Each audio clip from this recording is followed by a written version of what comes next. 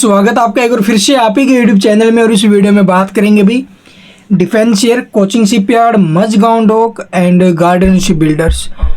आप लोग देखोगे Mazagon dock, garden ship builders में 4% की तेज़ी थी सुबह, लेकिन वो तेज़ी लास्ट में जाते जाते सारी गायब हो गई। तेज़ी क्यों बनी? कल के दिन जो ना भी मझगांव डॉक की बोर्ड मीटिंग थी, जहाँ पर कंपनी ने 1:2 में स्प्लिट की अनाउंसमेंट की और साथ में 23 रुपये के आसपास का डिविडेंड का ऐलान किया। और डिविडेंड की जो डेट रहने वाली है, रिकॉर्ड डेट वगैरह जो है, एक्स डेट है, वो आई थिंक 30 अक्टूबर है भाई। तो 30 अक्टूबर से पहले अगर आपके पास कंपनी के शेयर है या फिर आपने खरीद रखे हैं, तो आप लोगों को हर एक शेयर के ऊपर 23 रुपये डिविडेंड के रूप में मिलेगा। ठीक है, वो तो एक अलग बात है। अब यहाँ पर आप लोग देखोगे भी कोचिंग शिपयार्ड है, इनमें जो गिरावट हुई है इन तीनों शेयरों में अपने 52 वीक हाई से। कोचिंग शिपयार्ड की अगर बात करें तो 53%, जी हाँ 53% क्रैश हो गया। मझगांव डॉक की अगर मैं बात करूं तो लगभग 30% के करीब गिरावट में आया हुआ है। अगर बात करें गार्डन शिप बिल्डर्स की तो 43% की स्टॉक में गिरावट है।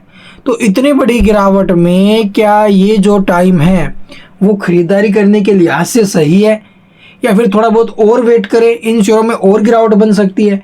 आज आपने देखा होगा भी CLSA के एक एनालिस्ट की बड़ी रिपोर्ट आई है मार्केट को लेकर कि मार्केट जो है ना भी एक जो क्या बोलते हैं हेड एंड शोल्डर्स का पैटर्न बनाते हुए नजर आया ऊपर में निफ्टी। ठीक, आपने देखा भी होगा।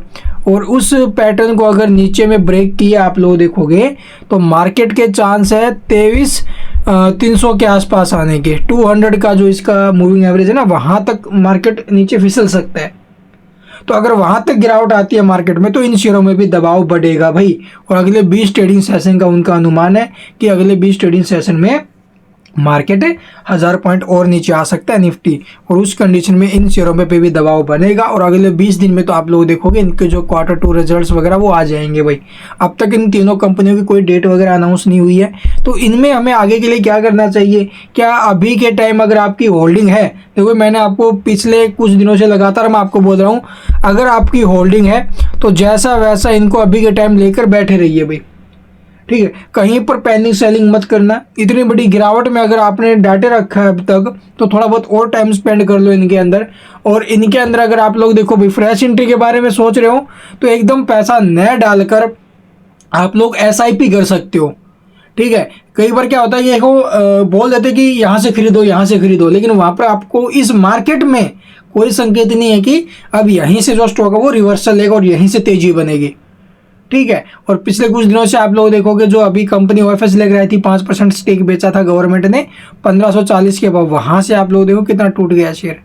तो इसलिए अभी और दबाव बन सकता है, तो पैनिक नहीं होना है। जिनके पास है होल्ड कर लो भाई, कोई दिक्कत नहीं है। इतना जो भाई प्रेशर सह लिया आप लोगों ने, इतना दबाव सह लिया है, ठीक है, इतना थ्रेट सह लिया, थोड़ा बहुत और थ्रेट सही भाई।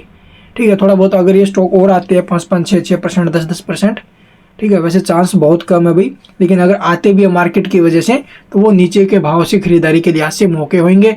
अगर आप लोग एकदम पैसा डालना चाहते हो तो ये आपका सबसे बड़ा जो ना भी गलत निर्णय हो सकता है। ये जो टाइम है वो सिर्फ और सिर्फ SIP करने का है। तो SIP आप लोग स्टार्ट कर भी सकते हो, या फिर आपने पहले स्टार्टिंग कर रखी है तो हर 5 से 10% की गिरावट में जो आपको सही लगे, 7%, 5%, 10%, वहाँ पर थोड़ा थोड़ा करके चाहे एक एक शेयर ऐड करना पड़े वो कीजिए, एकदम पैसा मत डालना भाई। तो चलिए एक बार देख लेते हैं अभी आखिरकार चार्ट के हिसाब से क्या कुछ सपोर्ट बन रहे हैं।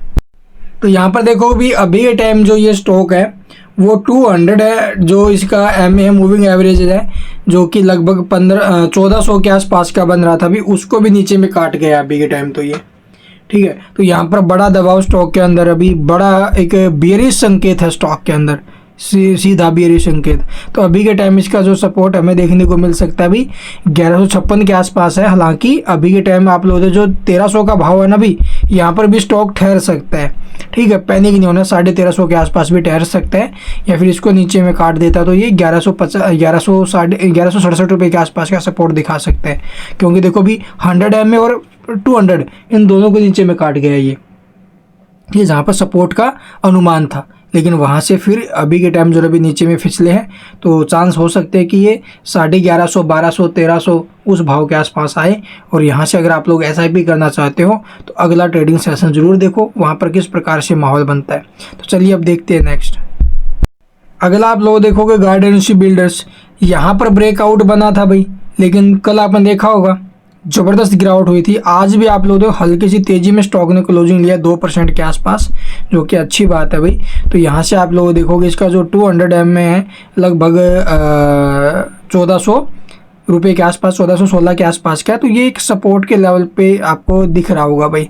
इससे पहले 1500 का भी सपोर्ट है। और इसके अलावा आप लोग देखो नीचे में अगर इसने इसको काटा तो फिर जो ना भी खिसक सकता है भाई इस भाव के आसपास तक, जो कि 1189 के आसपास का रहेगा। बट बहुत ज़्यादा कम चांस है। मार्केट अच्छा रिकवरी लेता है तो इंश्योरेंस रिकवरी बनेगी भाई, पैनिक नहीं होना है। मझगांव डॉक आप लोग देखोगे भी अगर 3838 का ये जो स्ट्रॉन्ग सपोर्ट है इसका, अगर इस लेवल को इसने नीचे में काट दिया तो 3350 के आसपास, 3400 के आसपास जो ये स्टॉक है फिर फिसल सकता है भाई। ठीक है, तो अभी टाइम 200 जो इसका एम है वो लगभग 3344 का है। और इससे पहले आप लोग देखोगे ऊपर में इसने जो ना भी 50 जो इसका 100 एम है लगभग 4429 उस भाव से फिर से नीचे आया ऊपर से। तो यहाँ से आप लोगों को उम्मीदें थी कि तेज़ी बनेगी, लेकिन अभी एक और संकेत पॉजिटिव है। वो क्या है कि अभी भी जो ये स्टॉक है ट्रेंड लाइन के ऊपर में है भाई, जहाँ से इसने ब्रेकआउट दिया था। तो यहाँ से अगर मार्केट में रिवर्सल बनता तो ये स्टॉक डेफिनेटली रिवर्स करेगा। And thank you for watching the video.